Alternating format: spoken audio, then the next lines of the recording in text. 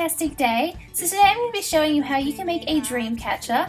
So starting off with what you will need some rings or hoops, some thin string, and I was using pink and white, some colourful feathers, beads, some leather cord, and I went with white, some lace and ribbon, and some decorative trinkets.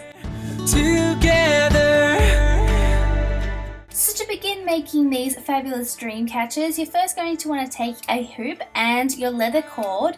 Now we're going to want to secure one of the ends of the leather cord to the hoop, and to do this I just used some hot glue. So once you have secured one of the ends to the hoop, you just want to begin wrapping the cord around the hoop as tightly as possible, making sure that none of the hoop is showing through. Once you get to the end, you just want to apply some more hot glue and finish off the hoop, and then cut off any excess leather. We're ready for anything. We're ready for anything.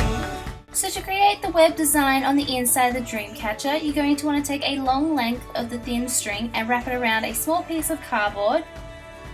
Then if you're wanting to put beads or pearls in the dream catcher, just apply them to the string now. Now I began showing you how to make the web design, and then I was like, they probably can't even see what I'm doing because the string is so thin. So I found this colourful wool, and I thought this would be a lot easier to see what I was doing. So to make the web design, you just first want to wrap the wool over the edge of the dream catcher, then go under and back through the loop that you've just created.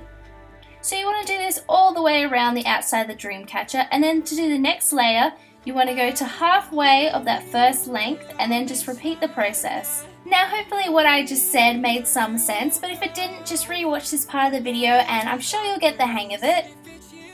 So to complete the dream catcher, all you have to do is repeat that process round and round until you get to the middle of the dream catcher, and then just tie it off. Now it took me quite a few goes to get this technique down pat, but once you get it, it's really easy and quick to do. It's you and me.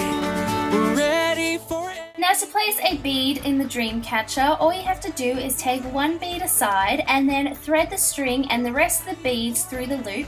And then you just want to complete the rest of the knot, making sure to keep that one bead out of the way. So I just continued this pattern all the way to the middle of the dream catcher and then tied it off.